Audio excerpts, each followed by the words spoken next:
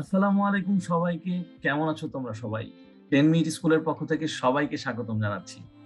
আমাদের এই BCS English question bank analysis and solution এর আজকে আমরা ৪ নাম্বার পর্বে এসেছি। এবং আমাদের আজকের টপিক হচ্ছে ১৩ তম বিসিএস।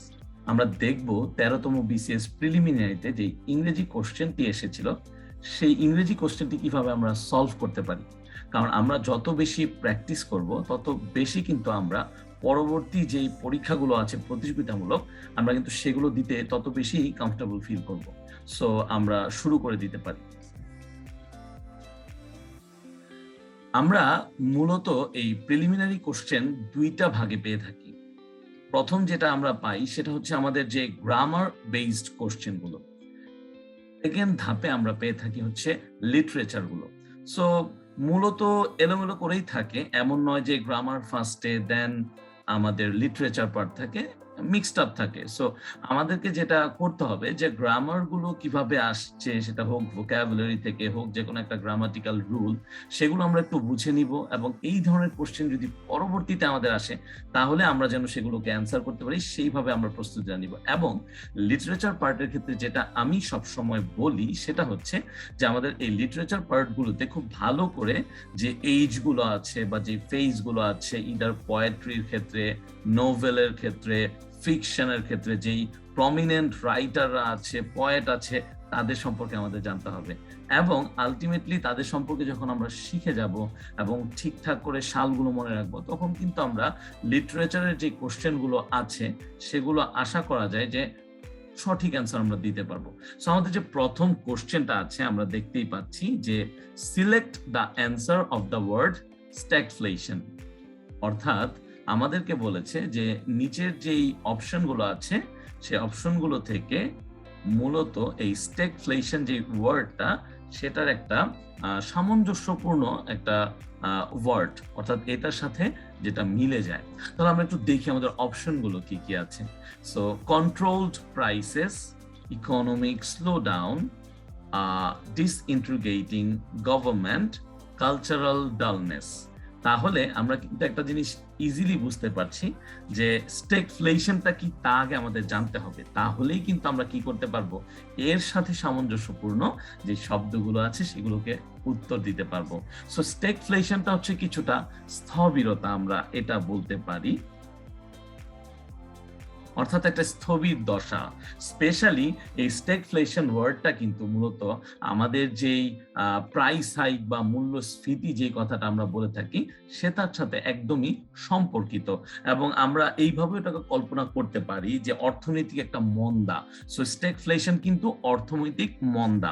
সো এই ক্ষেত্রে আমরা যদি দেখি যে কন্ট্রোলড প্রাইসেস, যখন আমরা বলছি অর্থনৈতিক মন্দা, নিশ্চয়ই আমরা এইটাকে উত্তর হিসেবে নিতে যাচ্ছি না। অথবা যখন আমরা এ ডিসইন্টিগ্রেটিং গভর্নমেন্ট, অর্থাৎ অসামঞ্জস্যপূর্ণ সরকার, সেটাও কিন্তু আমরা সাধারণত কি করব না, আমরা উত্তর হিসেবে নিতে যাচ্ছি না। তারপর আমরা দেখি কালচারাল ডালনেস, তার মানে সাংস্কৃতিক কিছু স্থবিরতার কথা বলেছে, কিন্তু আমরা কিন্তু স্ট্যাগফ্লেশন মানে সাংস্কৃতিক না, অর্থনৈতিক দেখেছি। তাহলে আমাদের অপশন একটাই বাকি থাকে এবং উত্তরটা কিন্তু এইটাই, যে ইকোনমিক স্লোডাউন, অর্থাৎ এই যে অর্থনৈতিক মন্দাটা, সেটাকে বোঝানোর জন্যই এই স্ট্যাগফ্লেশন ওয়ার্ডটাকে আমরা ব্যবহার করে থাকি। মেইনলি আমরা যদি একটু চিন্তা করি যে স্ট্যাগনেশন একটা শব্দ আছে, AGNATION, এইটা মূলত এই যে অর্থনৈতিক যে মন্দাটা আছে বা আমরা নিষ্ক্রিয় একটা অবস্থা বলতে পারি স্ট্যাগনেশনকে, এবং তার সাথে যদি আমরা ইনফ্লেশন বা মুদ্রাস্ফীতিকে যুক্ত করি, তাহলে কিন্তু আমরা বলতে পারি যে এই দুইটা শব্দকে একত্র করে আমরা লিখতে পারি স্ট্যাগফ্লেশন। তাহলে একটা হচ্ছে নিষ্ক্রিয় অবস্থা আর একটা হচ্ছে আমাদের মুদ্রাস্ফীতি। সাধারণভাবে এই দুইটা মিলে আমরা বলতে পারি একটা অর্থনৈতিক মন্দা যাচ্ছে। তো বেশিরভাগ সময় এই ধরনের আমাদের কিন্তু শব্দগুলো চলে আসে এক্সামে।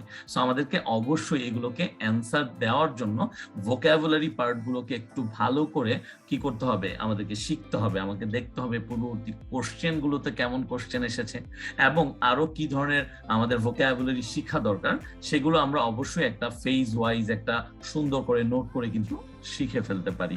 আমরা যদি পরবর্তী কোশ্চেনে চলে যাই, প্রায় একই রকম একটি কোশ্চেন দেখব। What is the meaning of the word scuttle? এটা কিন্তু একটা মজার একটা শব্দ, যে বলছি যে what is the meaning of the word scuttle. So basically এই যে স্কাটল শব্দটার অর্থ এখানে জানতে চেয়েছে, তার কিছু অপশন এখানে দেওয়া আছে। টু টিজ, অ্যাবান্ডন, পাইল আপ, গসিপ। এবং মোটামুটি কিন্তু আমরা দেখতে পাচ্ছি যে গসিপ মানে হচ্ছে গল্প করা, পাইল আপ মানে হচ্ছে স্তূপ তৈরি করা ওয়ান বাই ওয়ান।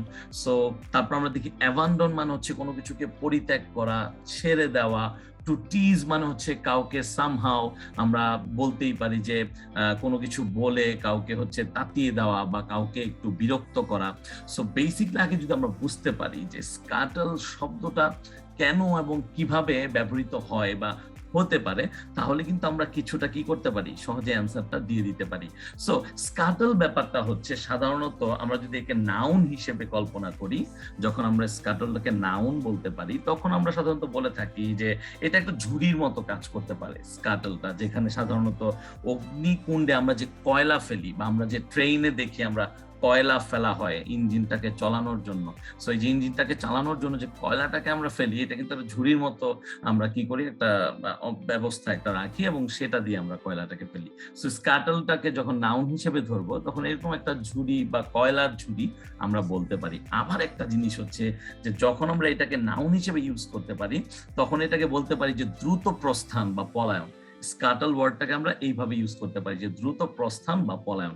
আবার বেসিকলি অ্যাবান্ডন মানেও কিন্তু ত্যাগ করা বা ছেড়ে দেওয়া। তাহলে এই যে দ্রুত প্রস্থান বা পলায়ন, এটা কিন্তু কিছুটা অ্যাবান্ডনের সাথে সম্পর্কযুক্ত। আবার ভার্ব হিসেবে যদি আমরা একটু খেয়াল করি, এটা ভার্ব হিসেবে বেসিকলি বসে হচ্ছে মূলত কিছু কপাটিকা খুলে দেওয়া, এরকম কিছু একটা ঘটনা। সো আমরা বুঝতেই পারছি এই যে স্কাটল একটু আগে বললাম যে কোনো জায়গায় দ্রুত প্রস্থান করা, সেটা কিন্তু অ্যাবান্ডনের সাথে মিলে যায়। সো আমরা এটা ক্যান্সার হিসেবে নিতে পারি। সো একটা জিনিস খেয়াল রাখতে হবে, এখানে বাকি যে অপশনগুলো ছিল, অপশনগুলো কিন্তু মানে খুবই ইজি ছিল বলা যায়। আমরা যদি চিন্তা করি gossip, to tease or pile up, স্তূপ করা যেটাকে বলছি, সো এগুলো কিন্তু বুঝাচ্ছে যে আসলে এটা ডিফারেন্ট কিছু মিনিং দিচ্ছে। সো এই যে স্কাটল ওয়ার্ডটা, যেটা নাউন ভার্ব দুইটা হিসেবে ইউজ হতে পারে, এই ওয়ার্ডগুলো আমাদেরকে একটু কি করতে হবে, আমাদেরকে নোট ডাউন করতে হবে এবং নোট ডাউন করে করে এগুলোকে লিখে রাখতে হবে।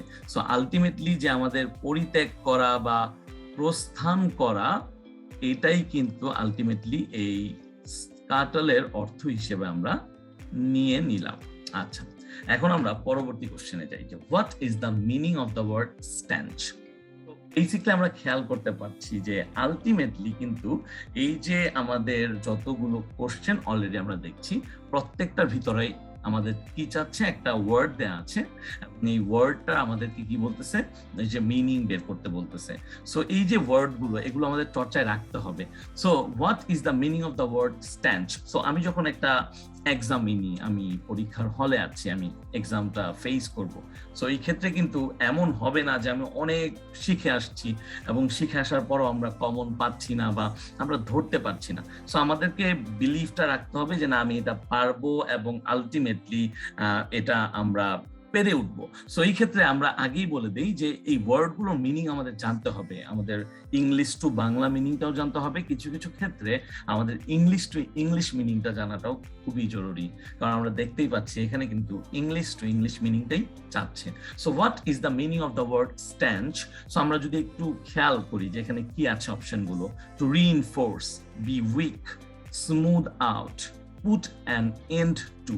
সো স্ট্যাঞ্চ মানে হচ্ছে বেসিকলি রোধ করা।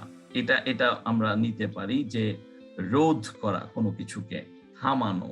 তাহলে এই স্ট্যান্ড শব্দটা যখন রোধ করা বা থামানো বা শেষ করাও আমরা বলতে পারি, সেই ক্ষেত্রে একটু খেয়াল করি, বি উইক মানে দুর্বল হওয়া, এরকম কিছু একটাকে বোঝাচ্ছে। টু রিইনফোর্স মানে হচ্ছে আবার কোনো কিছুকে শক্তিশালী করে গড়ে তোলা, এই ধরনের একটা ফ্যাক্টর। আর স্মুথ আউট শব্দটা হচ্ছে কিছুটা মসৃণ করা, হয়তো কোনো একটা পথকে মসৃণ করা, এরকম বোঝাচ্ছে। সো বেসিকলি আমরা যদি এটা অ্যান্সার হিসেবে নিতে চাই, আমরা এটা অ্যান্সার নিব হচ্ছে put an end to। তার মানে হচ্ছে কোনো কিছুকে শেষ করা, কোনো কিছুকে রোধ করা, অর্থাৎ কোনো কিছুর জবনিকাপাত, এটা আমরা বলতে পারি যে জবনিকাপাত করা। সো এইভাবে করে আমরা কিন্তু খেয়াল করতে পারছি যে আমাদেরকে অবভিয়াসলি বাংলা মিনিংটার সাহায্য নিতে হচ্ছে so that we can answer the perfect one, right? Okay, তাহলে আমরা পরেরটায় চলে যাই। একইভাবে what is the meaning of the word বিলাইটেড। তাহলে আমরা একটু খেয়াল করি যে বিলাইটেড ওয়ার্ডটা কেমন এবং এটার জন্য কি কি অপশন দেওয়া আছে। আমরা দেখতে পাচ্ছি অপশন এ হচ্ছে কমপ্লেইনিং, অপশন বি হচ্ছে অফ হ্যান্ড, অপশন সি হচ্ছে উইক এবং অপশন ডি হচ্ছে টার্ডি। তাহলে আমরা যদি একটু কল্পনা করি যে বিলাইটেড মানে কি, আলটিমেটলি আমরা বলি না যে আমার বন্ধু যার বার্থডে গতকাল চলে গেছে কিন্তু আমি তাকে পরের দিন উইশ করছি, তখন আমরা কি বলি? আমরা বলি যে বিলাইটেড হ্যাপি বার্থডে। তার মানে কি, আলটিমেটলি বিলাইটেড শব্দটা এমন কিছু অর্থ বোঝায় যেটা কিনা পরবর্তীতে হয়ে যাচ্ছে এরকম কোন একটা ঘটনা বা খুব দেরিতে আসতেছে এমন কিছু একটা। সো আমরা বলতেই পারছি যে অতিশয় ধীরে চলা, অতিশয় ধীরে চলা বা দেরিতে কোনো কিছু একটা ঘটছে সেই জিনিসটা বোঝানোর জন্যই দেরিতে কোনো কিছু ঘটা। এই দুইটা জিনিস আমরা বোঝানোর জন্যই কিন্তু কি করে থাকি, এই বিলাইটেড ওয়ার্ডটাকে ব্যবহার করে থাকি। সো বেসিকলি এখানে কমপ্লেইনিং মানে হচ্ছে কোনো কিছুর প্রতি কমপ্লেইন করা, বলা কাউকে, অথরিটিকে বলা। আর আমরা যদি একটু চিন্তা করি অফ হ্যান্ড মানে কি, তাৎক্ষণিক কোনো একটা বিষয় বোঝানোর জন্য অফ হ্যান্ড এই ওয়ার্ডটা আমরা ইউজ করে থাকি। উইক মানে দুর্বল। সো আমাদের আরেকটা অপশন থাকে টার্ডি। সো আলটিমেটলি এই টার্ডিটাই হচ্ছে এটার উত্তর। এবং বেসিকলি টার্ডি মানেও কিন্তু ধীর বা অতিশয় মন্থর এরকম কোনো কিছুকেই বোঝানো হয়। সো আমরা কিন্তু এখানে একটু লিখে দিতে পারি যে ধীর বা অতিশয় মন্থর।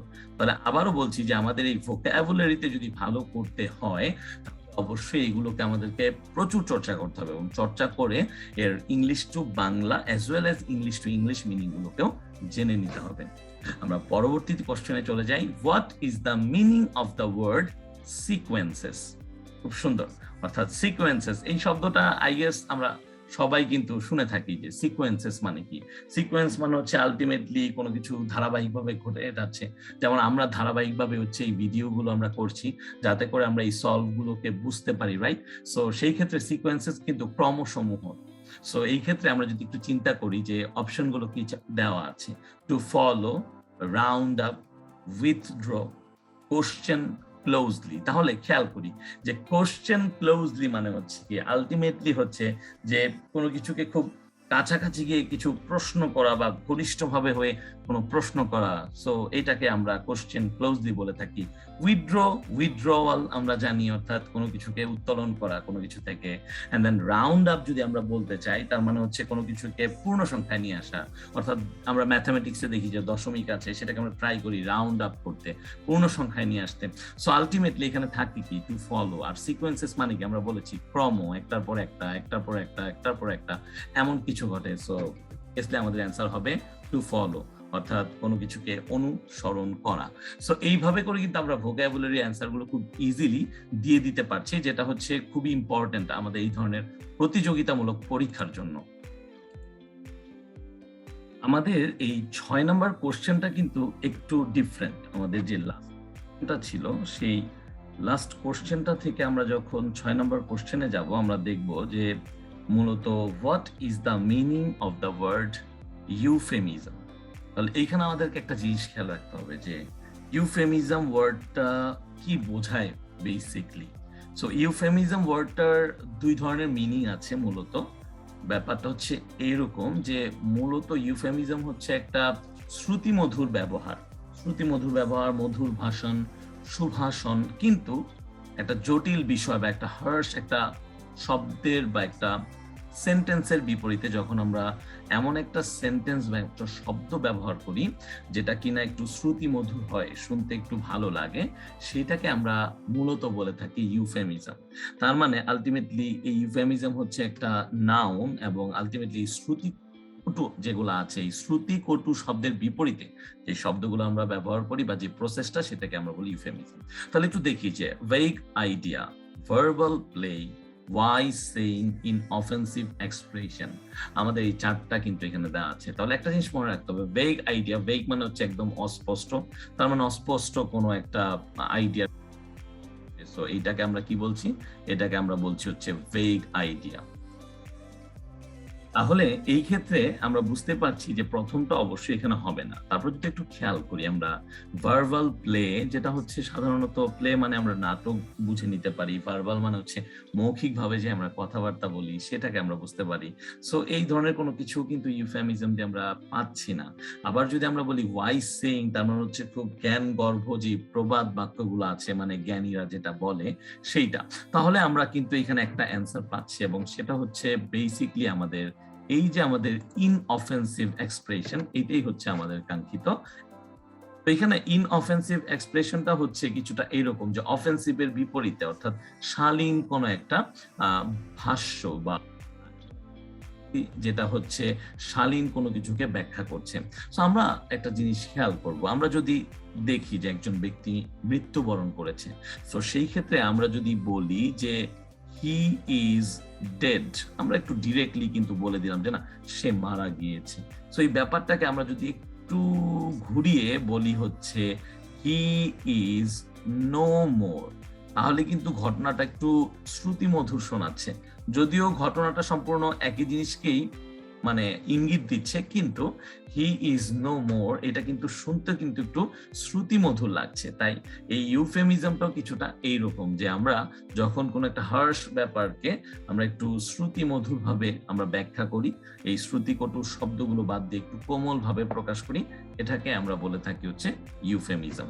আমরা আমাদের পরের কোশ্চেনে চলে যাই, এটা আমাদের লিটারেচার পার্ট থেকে এসেছে। সো আমরা একটু দেখি, দ্য রেইনবো ইজ, এখন বলা আছে poem by Wordsworth, short story by Somerset Maugham, a novel by D.H. Lawrence, a verse by Coleridge। আমি কিন্তু আগেই বলেছি ভিডিওর শুরুতে যে আমাদের যদি লিটারেচারের কোশ্চেনগুলো অ্যান্সার করতে হয়, আমাদেরকে যেটা খেয়াল রাখতে হবে যে আমাদের যে প্রমিনেন্ট রাইটার আছে, পয়েট আছে, ড্রামাটিস্ট আছে, সো এই তাদের এই যে জীবনীগুলো আমাদের জানতে হবে, তারা কি ধরনের জিনিস তারা লিখে গেছেন, তাদের যেই পিরিয়ড গুলো ছিল, এইজ গুলো ছিল, এগুলো সম্পর্কে আমাদের জানতে হবে।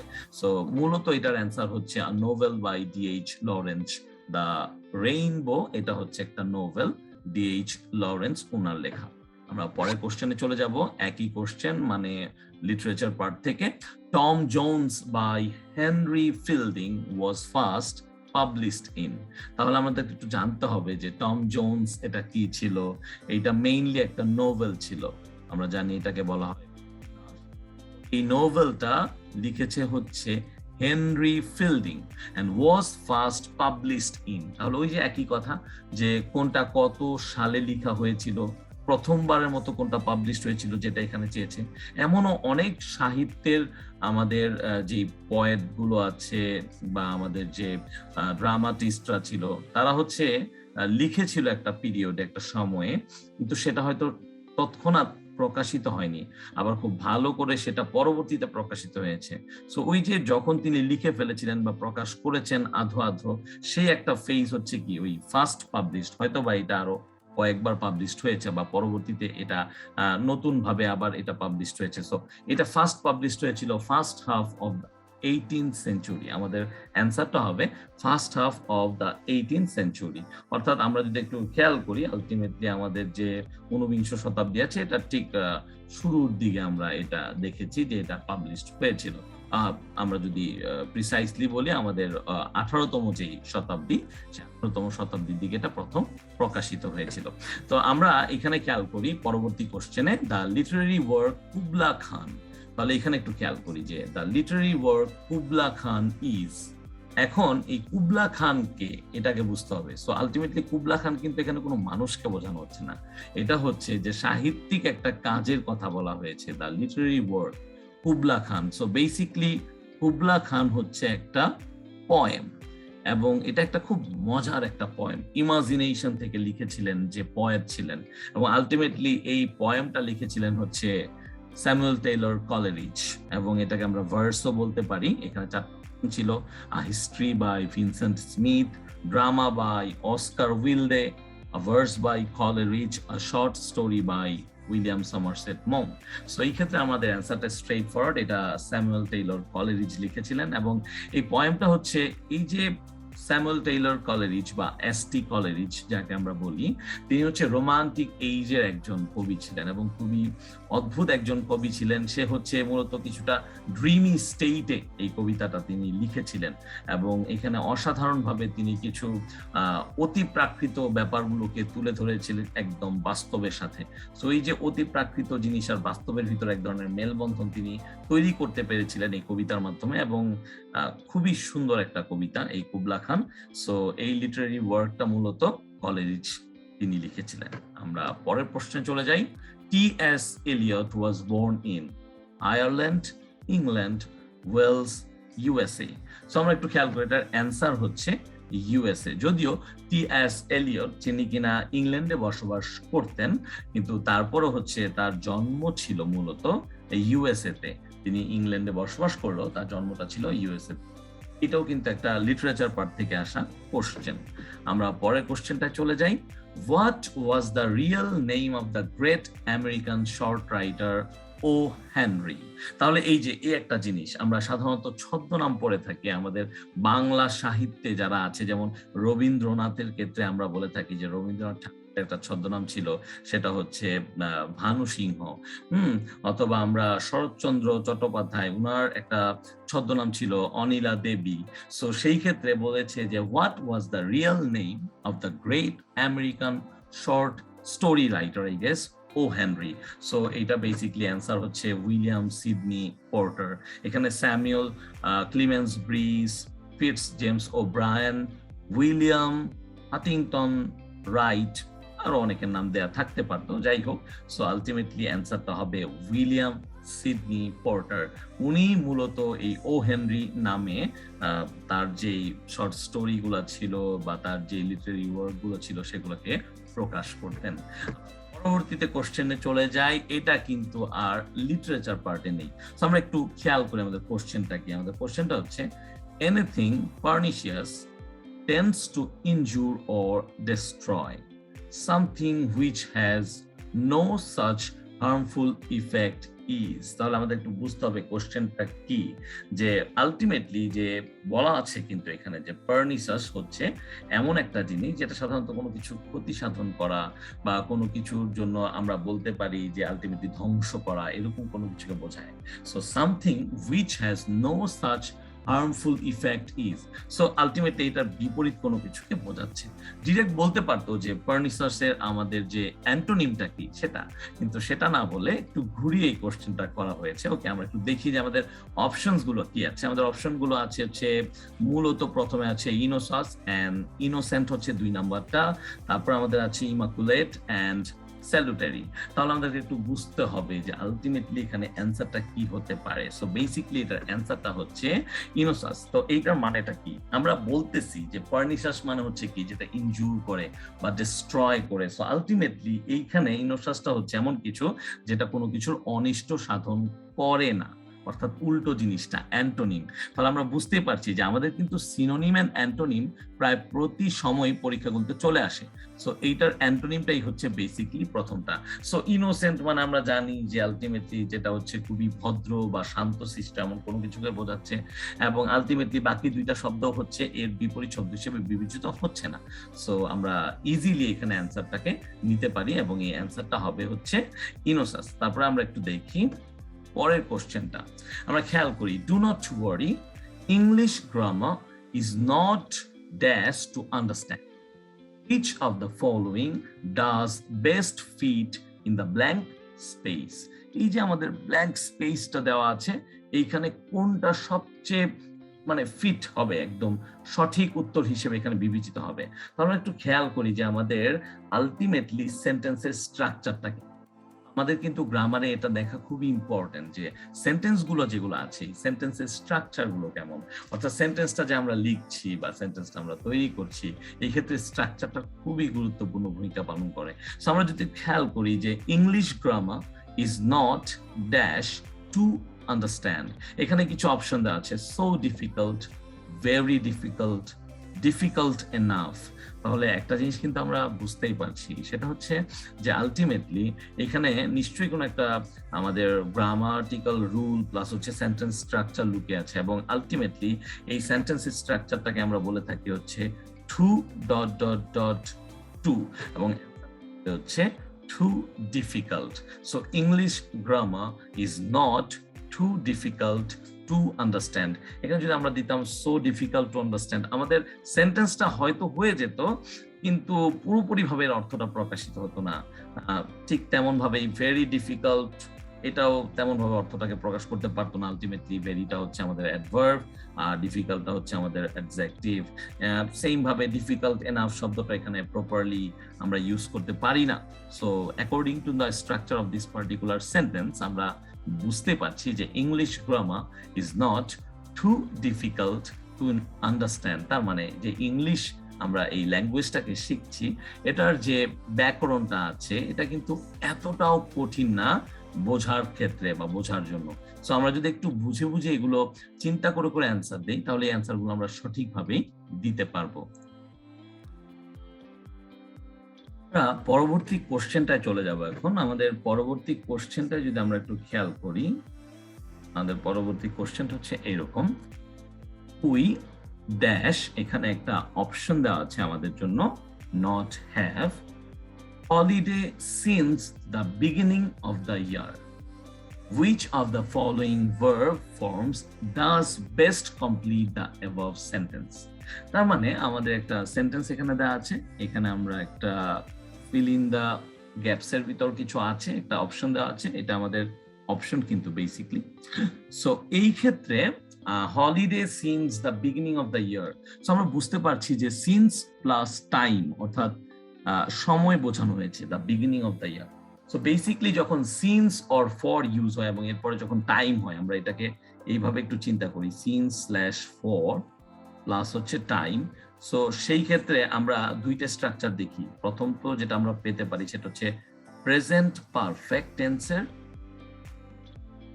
অথবা আমরা প্রেজেন্ট পারফেক্ট কন্টিনিউয়াস পেতে পারি, প্রেজেন্ট পারফেক্ট কন্টিনিউয়াস টেন্স। এবং দুইটা স্ট্রাকচার সম্পর্কে কিন্তু আমাদের জানা আছে, আমরা যদি একটু খেয়াল করি। আমাদের প্রথমটা স্ট্রাকচার হচ্ছে কিছুটা এইরকম, যে subject plus have or has according to the subject, that means person যেটা থাকবে, প্লাস হচ্ছে V3, সেখানে নট বা এরকম যে কোনো কিছু আসতে পারে, প্লাস হচ্ছে এক্সটেনশন।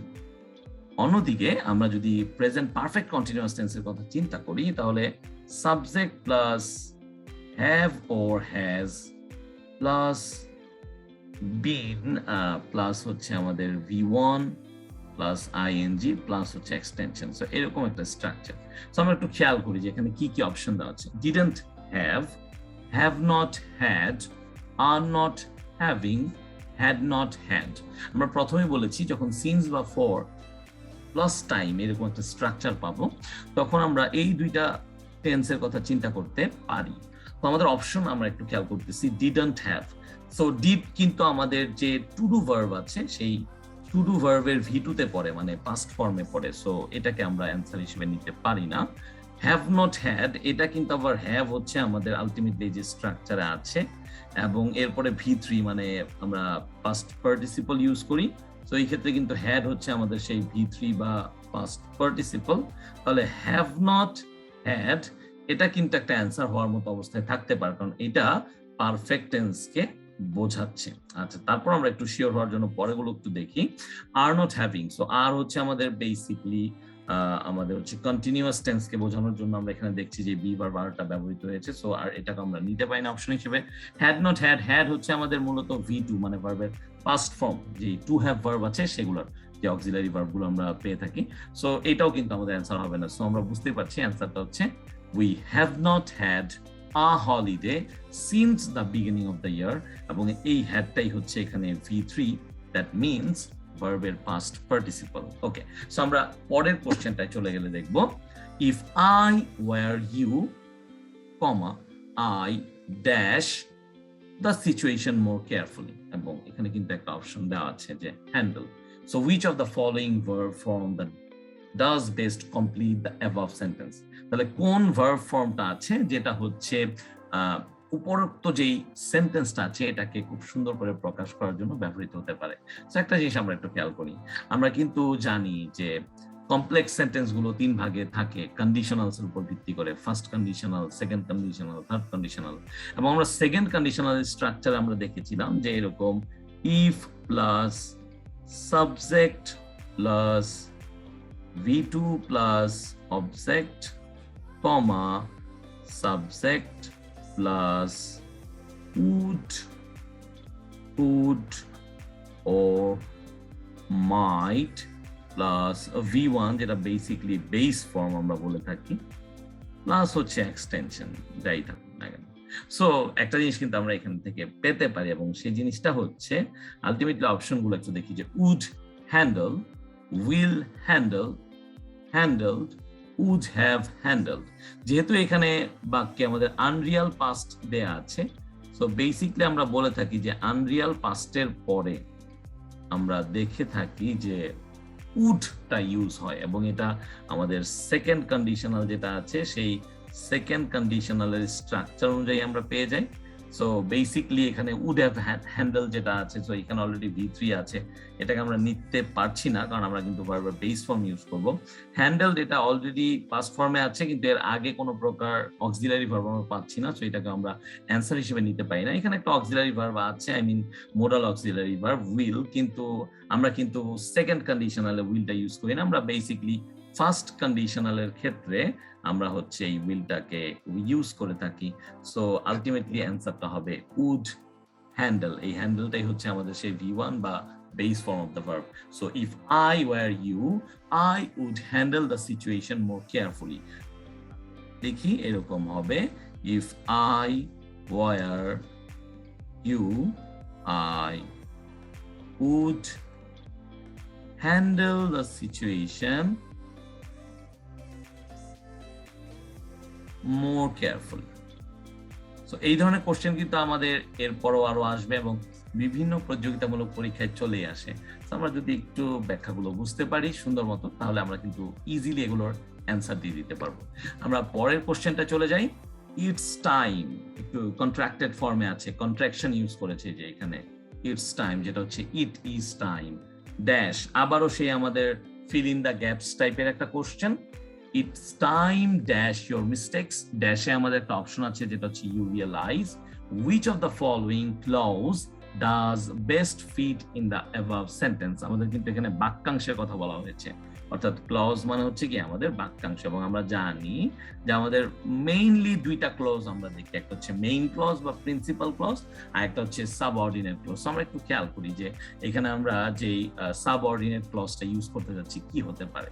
তো একটু দেখি যে it's time dash your mistakes which of the following clause does best fit in the above sentence। So এইখানে যদি একটু খেয়াল করি যে ইট ইজ টাইম, এই যে এটার যে স্ট্রাকচারটা এটা বেসিকলি কিন্তু কিসে আছে, কন্ট্রাক্টেড ফর্মে। সো এইটাকে যদি আমরা একটু লিখি আমরা পাবো হচ্ছে ইট ইজ টাইম। সো এই ক্ষেত্রে আমরা দেখতে পারি যে ইট ইজ টাইম বা ইট ইজ হাই টাইম যখন থাকে, ইট ইজ হাই টাইম, এই ধরনের এক্সপ্রেশন গুলো যখন থাকে এর পরের যে অংশটা হয় সেটা হচ্ছে mainly subject plus V2 plus object or extension, এই ধরনের একটা কিছু থাকে। সো আমরা যদি একটু খেয়াল করি এই পার্টিকুলার যে সেন্টেন্সটা ইউ রিয়েলাইজ এরকম একটা অপশন দেওয়া আছে, সো আমরা কিন্তু দেখতে পাচ্ছি যে একটা ভার্ব দেওয়া আছে যেটা V1 এ আছে, প্রেজেন্ট ফর্মে আছে। সো আমরা কল্পনা করলেই পারি যে রিয়েলাইজের যে V2 মানে পাস্ট ফর্ম সেটা হচ্ছে কি রিয়েলাইজড। তো এখানে আমরা একটু অপশনগুলো দেখি, you realised, that you realised, you would realise, you have realised. So ultimately আমাদের অ্যান্সার হচ্ছে ইউ রিয়েলাইজড। কেন? তার কারণ হচ্ছে আমরা দেখি যে এই যে ইট ইজ টাইম অথবা ইট ইজ হাই টাইম এই ধরনের এক্সপ্রেশনের পরে আমরা সাবজেক্ট বসাই, তারপরে V2 বসাই। আমাদের বাকি অংশগুলো যেটা that you realise, you would realise বা ইউ হ্যাভ রিয়েলাইজড কোনোটাই এখানে সঠিক অ্যান্সার হিসেবে বিবেচিত হতে পারে না। সো আমরা এখানে অ্যান্সারটা হিসেবে নিয়ে নিতে পারি ইউ রিয়েলাইজ। পরের কোশ্চেনে চলে যাই। We have recently entered dash an agreement with the Inland Cooperative Society which of the following does best fit in the blank space? এবং এখানে কিন্তু কিছু অপশন দেওয়া আছে, নো প্রিপোজিশন, দেন তিনটা প্রিপোজিশন দেওয়া আছে, আপন, ইন, ইনটু। সো বেসিক্যালি আমরা একটু খেয়াল করি, we have recently entered dash an agreement with the Inland Cooperative Society। তার মানে কিছু একটা ঘটনা ঘটছে আমরা কিন্তু বোঝাচ্ছি, অর্থাৎ আমাদের একটা ঘটনা ঘটছে এবং ঘটনাটা মোটামুটি সম্পন্ন হয়ে গেছে। অর্থাৎ আমরা খুব রিসেন্টলি যখন থাকে তখন বুঝতেই পারি যে রিসেন্টলি যখন একটা ওয়ার্ড একটা সেন্টেন্সে থাকে তখন ওই অংশটা সাধারণত প্রেজেন্ট পারফেক্ট হয়। সো এই যে আমাদের have recently entered V3।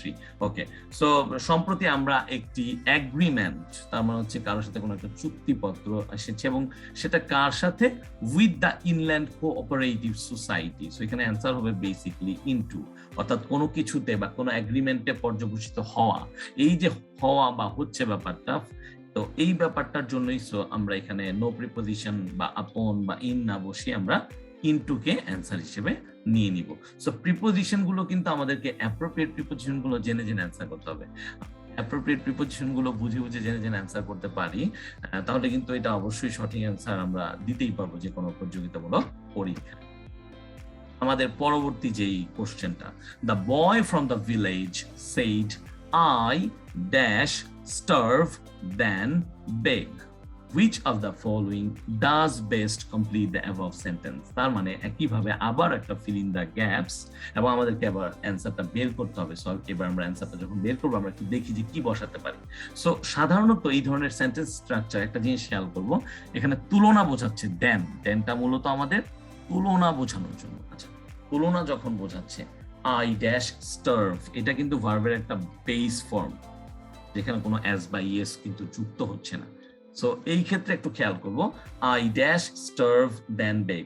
So এরকম বাক্যের ভিতরে যখন তুলনা থাকবে আর এরকম কোনো একটা ফিল ইন দ্য ব্ল্যাঙ্কস এর পরে ভার্বের বেস ফর্ম থাকবে, সো এই ক্ষেত্রে ইদার আমরা বসাই যেটা সেটা হচ্ছে হ্যাড, বেটার, এই টাইপের সিনারিওতে, অথবা উড, রেদার।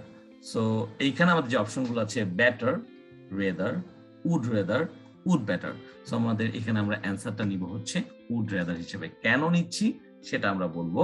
সেটা নেওয়ার কারণটা হচ্ছে যে এখানে দুইটা ব্যাপার আছে, যখন তুলনা বোঝাচ্ছে দেন শব্দটা চলে আসতেছে তখন আমাদেরকে বুঝে নিতে হবে যে এখানে আমরা আর হ্যাড বেটারটা বসাবো না, উড রেদারটাকেই বসাবো। সো এই পর্যন্ত ঠিক আছে যে এই ধরনের স্পেশাল কেসে হ্যাড বেটার বা উড রেদার বা আমরা বলতে পারি ক্যান নট, বাট, এই ধরনের কিছু ফ্রেজাল ওয়ার্ডের পরে সাধারণত ভার্বের বেস ফর্ম বসে। কিন্তু যখন এরকম দেন চলে আসবে দুইটা কথা, যে আমি বরং ক্ষুধার্ত থাকবো কিন্তু ভিক্ষা করব না, এই যে আমি বরং ক্ষুধার্ত থাকবো কিন্তু ভিক্ষা করব না, এই যে তুলনা হয়েছে দুইটা ঘটনার সাথে, সো এই ক্ষেত্রে উড রেদার হচ্ছে অবশ্যই আমাদের সঠিক উত্তর। আমরা পরেরটায় চলে আসি, it is too difficult to tolerate bad temper for long। অর্থাৎ কিছু মানুষ আছে না যারা হচ্ছে একটু খারাপ আচরণ প্রকাশ করে প্রায় সময় হচ্ছে কথায় কথায় বা কোনো একটা কাজের মাঝখানে। সো এটা কিন্তু আমরা সহ্য করে নিই, আমরা এটাকে টলারেট করি, বাট মানে সব সময় কিন্তু এটা টলারেট করা যায় না, right? So which of the following phrase does replace tolerate? তার মানে এই যে শব্দটা আছে এখানে মার্ক করা tolerate, it is too difficult to tolerate, আমরা কিন্তু এই টু এরকম স্ট্রাকচার সেন্টেন্সের আগেও একটা দেখে এসেছি। So too difficult to tolerate মানে খুবই কঠিন, টু টলারেট বা এন্ডিওর বা কোনো কিছুকে সহ্য করা। সো এই যে কোনো কিছুকে সহ্য করা, এই যে এন্ডিওর আমরা বাংলাও লিখতে পারি সহ্য করা। এটা যখন আমরা টলারেট ওয়ার্ডটাকে রিপ্লেস করব নিচের কোনটার সাথে করতে পারি? Pull on with, stand up for, cope with, put up with. So খুব সহজে অ্যান্সারটা হয়ে যাবে put up with. Put up with মানে হচ্ছে কোনো কিছুকে সহ্য করা বা টলারেট করা। সো এই পুট আপ উইথ বা এন্ডিওর বা টলারেট একই ধরনের শব্দ। পুট আপ উইথ হচ্ছে একটা special phrasal word. So cope with মানে কোনো কিছুর সাথে সামঞ্জস্য করা, স্ট্যান্ড আপ ফর মানে কোনো কিছুর জন্য দাঁড়ানো। সো এইভাবে করে আমরা বুঝতেই পারছি যে টলারেট শব্দের সাথে পুট আপ উইথই সাধারণত সঠিক অ্যান্সার হিসেবে বিবেচিত হয়। আমাদের পরের কোশ্চেনটা হচ্ছে যে I have never seen such a slow coach like you। তাহলে এই যে এখানে কিন্তু স্লো কোচ দিয়ে একটা খুব সুন্দর ফ্রেজাল এক্সপ্রেশন আমরা পেয়েছি। সো ফ্রেজাল ওয়ার্ড গুলো হচ্ছে মানে কিছু শব্দগুচ্ছ, অর্থাৎ একাধিক শব্দ মিলে আলাদা আলাদা সেই আলাদা একাধিক শব্দ মিলে যখন একটা বিশেষ অর্থ প্রকাশ করে তখন তাদেরকে আমরা বলি এই ধরনের ফ্রেজাল ওয়ার্ড। একটু আগে দেখে আসলাম যে টু পুট আপ উইথ মানে হচ্ছে টলারেট করা বা এন্ডিওর করা, সহ্য করা। So I've never seen such a slow coach like you. This small work has taken you there 3 full months. তার মানে এমন একটা ঘটনা যে ছোট্ট কাজ যেটা 3 মাস নিয়েছে একজন করে। সো এই করে দেওয়ার জন্য যে 3 মাস নিয়েছে এই ব্যাপারটার জন্য তাকে বলা হয়েছে স্লো কোচ, এবং বলা হয়েছে what does the idiom slow coach means. এই যে ফ্রেজ এন্ড ইডিয়ামস এগুলো কিন্তু চলে আসে। সো আমরা একটু দেখি, অ্যান ইরেসপন্সিবল পারসন মানে দায়িত্ব জ্ঞানহীন একজন মানুষ, আর কেয়ারলেস পারসন এটাও কিছুটা এরকম দায়িত্ব জ্ঞানহীন বা কোনো কিছুর পরোয়া করে না এরকম। অ্যান আনথটফুল পারসন যে কিনা কোনো কিছু চিন্তা করে না। আ ভেরি লেজি পারসন তার মানে এই যে খুবই অলস টাইপের একজন ব্যক্তি লেজি পারসন। সো আলটিমেট অ্যান্সারটা কি হবে আমরা জানি, আ ভেরি লেজি পারসন। কারণ আমরা স্লো কোচ মানে বুঝছি যে হচ্ছে যার হচ্ছে দীর্ঘসূত্রিতা পছন্দ, 18 মাসে যার বছর হয় এরকম বাংলা বাগধারায় বলে থাকে।